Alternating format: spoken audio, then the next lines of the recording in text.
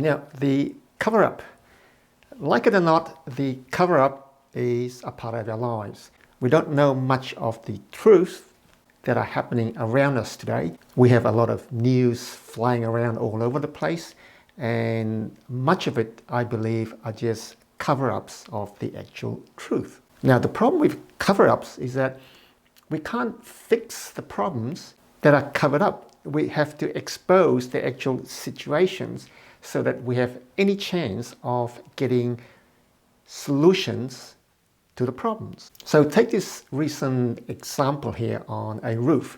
Now, a few episodes ago, I released a video about flat profile tiles on a dormer roof. Now, my challenge to my roofers in this particular training video was to come up with some sort of idea as to why this particular roof was leaking. So it seems like it's a tricky intersection. There's capillary action happening on the flat profile tiles, and it's caused water to weep in under the ridge capping and drip onto the sarking, and then it'll run down the sarking beside the valley and eventually land where the base of the valley is and cause the wearing away of the gyprock ceiling and the wet patch that would never go away. So, which one of you actually thought that the lead flashing at the apex of the valleys could be potentially the location of the water ingress? Now, much of this video was based on my ability to be able to just take a peek under the cover-ups and have a sneak peek as to what's actually happening under the covers. And based on that, I came up with some sort of educated guess as to what really was happening. But that's all it was. They are just educated guesses. And you would never know what exactly is happening, what is actually covered up. And the only way that we can come to the truth of what was happening was to actually expose it. So our solution was to totally expose this section of the roof so that we have some chance of coming up with a proper solution. Now, bear in mind that this particular roof has been repaired a few times. It's the same leak, and the approach by the other repairs is very much like the approach that most of us have when we come up with a situation that we don't know a lot about. We take some educated guesses and we try to come up with some decent shortcuts to fix those problems, right? Because we don't really know what's happening. But we take educated guesses and they are based on a lot of assumptions. So to totally eliminate these assumptions, we have to expose everything. And the reason that these other roofers, when they attempted to do the repair, the reason they failed was because they didn't go full exposure. So eventually we got a chance to get back onto this roof to do the repair work. And what we did was we exposed the roof. And this is what we found, right?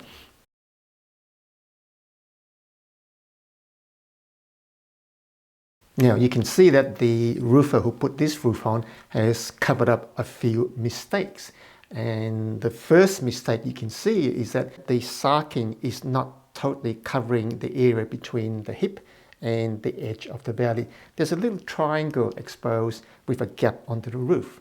Now, by some chance, the leak is not actually getting in at this fault in the sarking, because somehow the sarking is folded in such a way that you can look at this green sarking.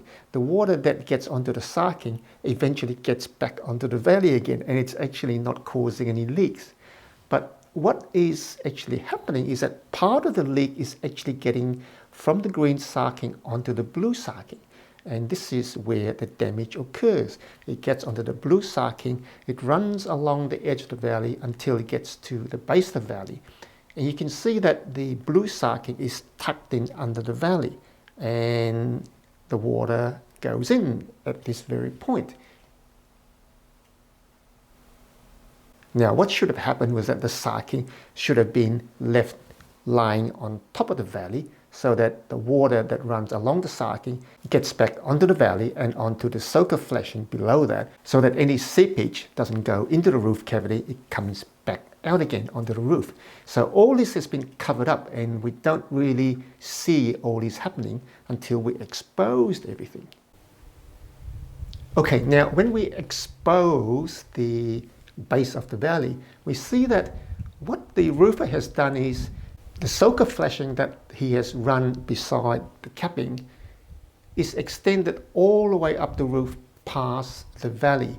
He's cut the upturned section of the soaker flashing, and what's happening is that the birds are getting in because of the nesting. Any water that gets in onto this truncated soaker flashing is also forcing water to overflow the little hook on the soaker flashing, and that contributes to the leak. So now that the roof is exposed, we see all the different areas that are contributing to this particular leak.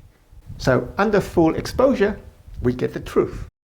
Now, once we were able to get full exposure, we now know how to fix the leak.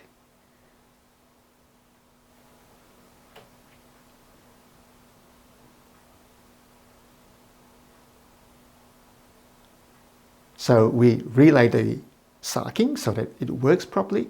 We tidy up the flashing at the junction of the capping and the soaker flashing so that the birds don't get in and actually cause dirt to get trapped on the soaker flashing and cause some of the leaks that go into the seating. So the leak was coming in from multiple areas, and it wasn't until we exposed everything that we saw exactly what was happening. Then we came up with solutions to fix it.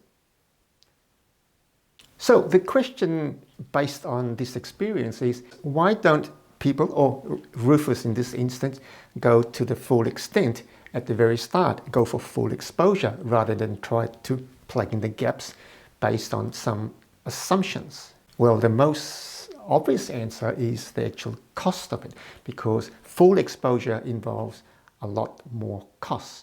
And it's the same with our lives. If we try to go to full exposure on everything that's happening around us, it's just going to take too much of our time, it's going to cost too much. So what we do is we just put up with the cover-ups, right? But what we found through painful experience is in the roof repair game, we can't afford not to expose everything. But full exposure gives us the best chance of getting the best result.